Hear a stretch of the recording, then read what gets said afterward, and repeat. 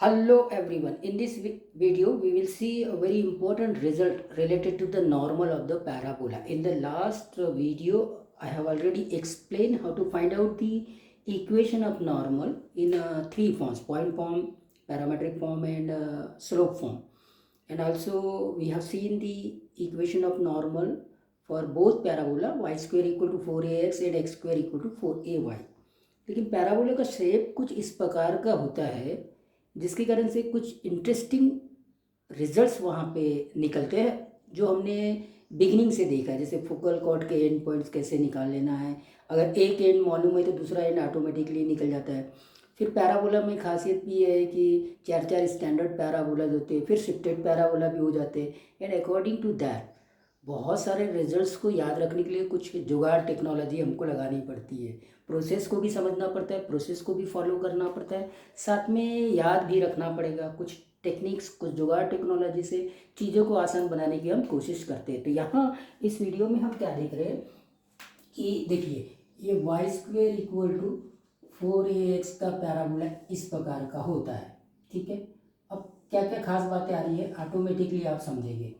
तो पहली बात, ये आपका वर्टेक्स होता है, ये वर्टेक्स 0,0 पे है, तो ये टेंजेंट एट वर्टेक्स हो जाता है। Y axis tangent at vertex हो जाता है, करेक्ट है। अगर ये टेंजेंट एट वर्टेक्स है, इसका मतलब ये जो एक्सिस है ये अब नॉर्मल ऑफ पैराबोला होगा। तो ये जो नॉर्मल है वो फोकस से पास हो रहा होगा, फोकस से पास हो रहा है, करेक्ट है नहीं। तो axis of parabola, normal of parabola हो जाता है एट द वर्टेक्स। वर्टेक्स आपका फीट ऑफ नॉर्मल है, तो वर्टेक्स आपका इस बार फीट ऑफ नॉर्मल है, करेक्ट है। तो आप देखेंगे कि इस पैराबोला के शेप के कारण से एक इंटरेस्टिंग रिजल्ट निकला कि जो एक्सिस ऑफ पैराबोला है वो नॉर्मल ऑफ पैराबोला भी है। और वो नॉर्मल किसके ऊपर है? At the point 0,0 which is called as the vertex. तो वर्टेक्स के ऊपर जो भी नॉर्मल होगा वो एक्सिस ऑफ पैराबोला होगा और वो हमेशा फोकस से पास होगा। ये आपका फोकस होता है। अगर पैराबोला आपका तो देख ही रहे हो, Y square equal to 4ax है।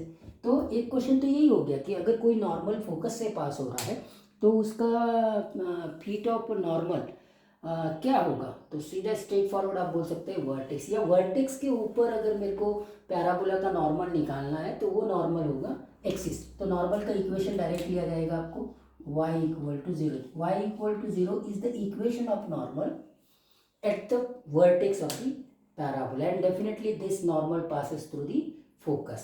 एक तो ये पॉइंट हो गया, ठीक है। अब दूसरा पॉइंट भी देखते, बड़े इंटरेस्टिंग रिजल्ट है। ये फर्स्ट पॉइंट हो गया। अभी दूसरे देखिए, आपके पास में ये पैराबोला है। पैराबोला के शेप के अकॉर्डिंग अगर इस पर्टिकुलर पॉइंट्स के ऊपर मैं नॉर्मल ड्रॉ करता हूँ तो डेफिनेटली वो दूसरे पैराबोला को वापस इंटरसेक्ट करेगा दूसरे पॉइंट्स के ऊपर। आई क्या बात समझ में? इस particular except this vertex, vertex के ऊपर हमने अगर नॉर्मल ड्रॉ कर देना है तो वो तो ठीक है कि वो भाई जो नॉर्मल है वो एक्सिस ऑफ पैराबोला है, ठीक है। इक्वेशन y इक्वल टू 0 एक ही पॉइंट को, बाकी वर्टेक्स को छोड़ के अगर किसी दूसरे पॉइंट्स के ऊपर आप नॉर्मल ड्रॉ करते तो definitely it will going to intersect the parabola again. और उस पॉइंट्स के मेरे को कोऑर्डिनेट्स निकालना है तो वो भी मैं डायरेक्टली निकाल सकता हूँ। अभी एक काम करते हैं, इस पर्टिकुलर पॉइंट्स के कोऑर्डिनेट AT1² कामा 2AT1 ले लेते हैं। पैराबोला मेरा क्या है? Y square equal to 4ax का पैराबोला है, ठीक है। और ये जो रिजल्ट मैं अभी बनाने वाला हूँ ना, वो रिजल्ट किसी भी स्टैंडर्ड पैराबोला के लिए ट्रू है, किसी भी स्टैंडर्ड पैराबोला के लिए, not only for y square equal to 4ax but x square equal to 4ay या y square equal to -4ax या x square equal to -4y। Condition same ही आने वाली है। तो यहाँ पर 1.81 स्क्वेयर 280, इसके ऊपर जो टेंजेंट होगा वो आपका टेंजेंट इस प्रकार से हम लोग लिखते हैं। पैरामेट्रिक फॉर्म में क्या लिखेंगे बोलो तो y is equal to -tx plus 280 plus 80 अब यहाँ पे ए पॉइंट का T1 है तो T1 लिख दीजिए, हाँ ठीक है, T1 लिख दीजिए, T1 लिख दीजिए। और ये पॉइंट Q जिससे कि ये नॉर्मल पास हो रहा है, जिसके भी कोऑर्डिनेट मैंने T2 पैरामीटर में दिया, मतलब 82 स्क्वेयर और 2AT2, ये इसके कोऑर्डिनेट हो गए, मतलब नॉर्मल जहाँ इंटरसेक्ट कर रहा है पैराबोला को अगेन उस पॉइंट्स के कोऑर्डिनेट AT2² 280 है।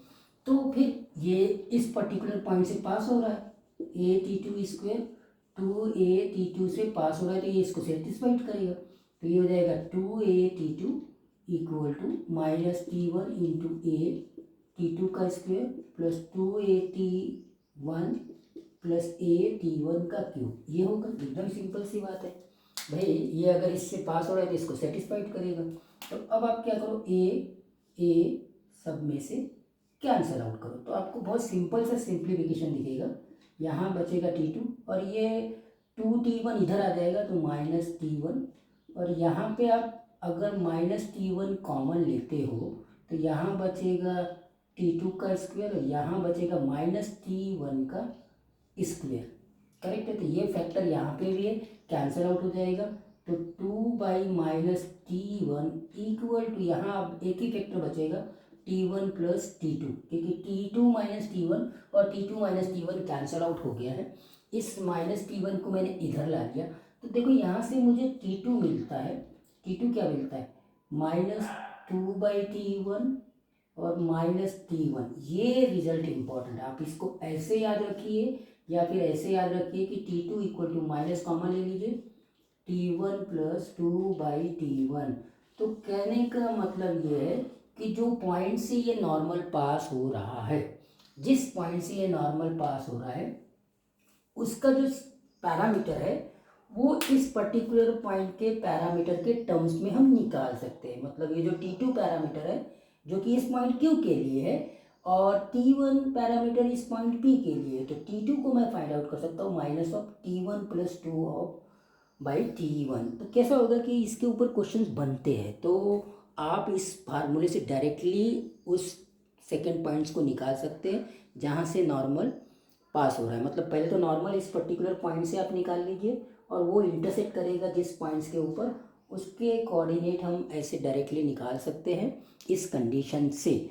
और दूसरी बात, कुछ इक्वेशन भी बन जाते हैं इसी पर्टिकुलर कंडीशन से, तो वो सब चीज़ हम डायरेक्टली निकाल सकते हैं। बाय द वे अगर आपने इसको याद रख लिया तो इतना टाइम बच जाएगा।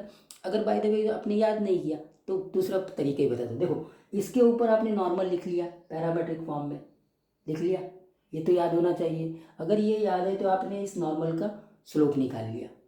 लेकिन अगर ये दो पॉइंट्स के इस प्रकार के पैरामेट्रिक कोऑर्डिनेट है जो कि ऑलरेडी पैराबोला के इक्वेशन होने के कारण से हम डायरेक्टली लिख सकते हैं, बस पैरामीटर अलग अलग लिख लेंगे। वहाँ T1 है, यहाँ T2 है, तो क्या हम अभी इस नॉर्मल का स्लोप वंस अगेन लिख सकते हैं, पॉइंट फॉर्म से लिख सकते हैं y2 minus y1 divided by x2 minus x1।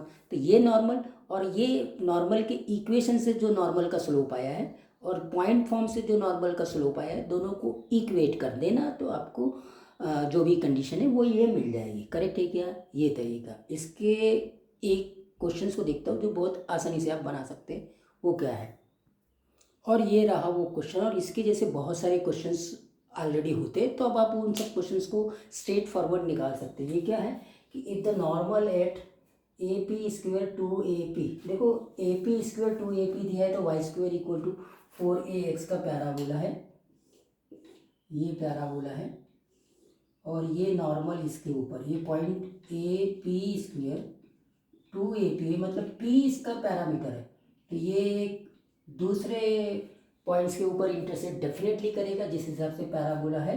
तो यहाँ का जो कोऑर्डिनेट है वो Q पैरामीटर में हम ले रहे हैं, 2AQ। करेक्ट है कि नहीं? हाँ। तो ये जो कंडीशन हमको पता है कि भैया ये जो पैरामीटर P और ये जो पैरामीटर Q है वो एक दूसरे से रिलेटेड है कि Q equal to minus of P plus 2/P, ये होता है हमारे पास। यही तो हमने अभी कंडीशन निकाली थी, वहाँ हमने लिखा था T2 equal to minus T1 plus 2/T1। ये कंडीशन आपको याद है तो आप स्ट्रेट फॉरवर्ड इसके रिजल्ट में पहुँच गए। तो ये Q इक्वल टू माइनस आपका बनेगा P² minus 2 divided by P। तो फाइनली आप यहाँ से P² plus PQ plus 2 equal to 0 इस रिजल्ट तक के पहुँच गए, ऑप्शन ए, एकदम आसानी से। अब अगर मान लीजिए ये रिजल्ट आपको याद नहीं रहा तो आपको टाइम लगेगा, प्रोसेस में बता दिया है आपने। इसके ऊपर नॉर्मल का इक्वेशन लिखना है तो उसका स्लोप मिलेगा पैरामेट्रिक फॉर्म में, और फिर यहाँ पे 2 पॉइंट्स ऑलरेडी गिवन है तो इसका स्लोप नॉर्मल का फिर अगेन हम पॉइंट पॉइंट फॉर्म से निकाल सकते हैं, दोनों को इक्वेट करेंगे आपको रिजल्ट मिल जाएगा। प्रोसेस बहुत सिंपल है, बट अगर टाइम सेव करने की बात है तो ये रिजल्ट अप्लाई करिए, क्वेश्चन सॉल्व। करेक्ट। एक और पॉइंट मैंने बताया है कि जो एक्सिस है वो भी नॉर्मल हो जाता है, फोकस से पास होता है, और वो नॉर्मल किस पॉइंट के ऊपर होता है, वर्टेक्स ऑफ द पैराबोला। ये एक और क्वेश्चन हो गया। और ख़ास बात और भी है, और क्या खास बात है कि हम नॉर्मल के इक्वेशन को देखें तो वो क्यूबिक इक्वेशन दिख रहा है स्लोप में। करेक्ट है कि नहीं? क्यूबिक इक्वेशन अगर है तो इसका मतलब मैक्सिमम 3 नॉर्मल्स हम लोग वहाँ पे ड्रॉ कर रहे हैं। एक इंटीरियर पॉइंट होगा ना तो वहाँ से हम 3 नॉर्मल्स ड्रॉ करेंगे। तो इसके ऊपर के जो कंडीशंस है वो मैं नेक्स्ट वीडियो में प्रॉब्लम से समझाऊंगा, तो आपको और अच्छे से समझ में आ जाएगा।